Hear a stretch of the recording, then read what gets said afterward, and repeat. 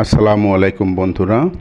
আজকে আমি আপনাদের সাথে ইন্ডিয়ান রাজমা দিয়ে মুরগির মাংস রেসিপি নিয়ে হাজির হলাম। এখানে আমি হাফ কেজি রাজমা নিয়েছি। রাজমাটা আমি সারা রাত্র ভিজিয়ে রেখেছি। সকালবেলা দেখেন রাজমাটা একটু ফুলে উঠেছে।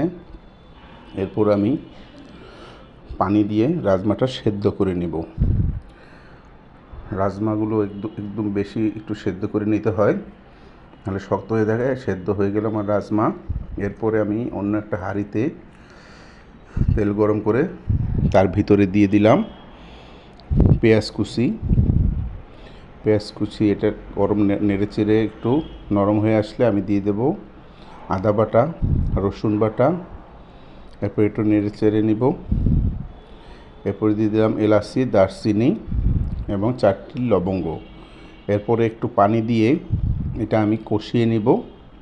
এরপরে দিয়ে দিলাম জিরা বাটা, ধনিয়া বাটা। এরপরে আবার একটু আমি ওই উপকরণের সাথে কষিয়ে নিব। কষানো হয়ে গেলে আমি এর ভিতরে দিয়ে দেব হলুদের গুঁড়া এবং পরিমাণ মতো মরিচের গুঁড়া।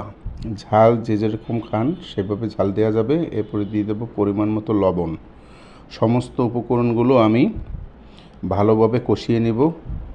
এরপরে যখন তেলটা বের হয়ে আসবে দিয়ে দেব তার ভিতরে মুরগির মাংসটা আমি আগেই কুটে রেখেছি।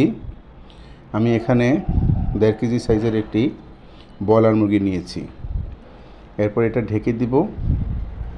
ঢেকে দিয়ে যখন মাংসের ভিতরে কষানো মশলাটা ঢুকে যাবে এবং মুরগির মাংস থেকে যখন একটু পানি বের হয়ে আসবে, এরপর দিয়ে দেবো আমি সেদ্ধ করে রাখা রাজমাগুলো। এরপরে আবার কিছুক্ষণ আমি এটা কষিয়ে নিব। কষিয়ে নিয়ে আবার একটু ঢেকে দেব সেদ্ধ হওয়ার জন্য। এরপরে আমি মাংসটা ঢেকে দেব। তারপরে একটু নেড়ে চেড়ে দিলাম যেন নিচে না লেগে যায়। এরপরে আমি দিয়ে দেব পরিমাণ মতো পানি দিয়ে আমি আবার একটু নেড়ে চেড়ে এ পর্যায়ে ঢেকে দেব। দেখেন কালারটা অনেক সুন্দর এসেছে।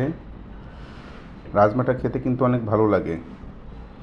এরপরে আবার আমি ঢেকে দিলাম, দেখে নিলাম কি অবস্থা। এরপরে যখন পানিটা কমে মাখা হয়ে যাবে, তৈরি হয়ে যাবে আমার রাজমা দিয়ে মুরগির মাংসের উপকরণ। দেখেন দেখতে কত সুন্দর হয়েছে। রাজমা খেতেও কিন্তু অনেক ভালো এবং রাজমার কিন্তু অনেক স্বাস্থ্য উপকারিতা আছে।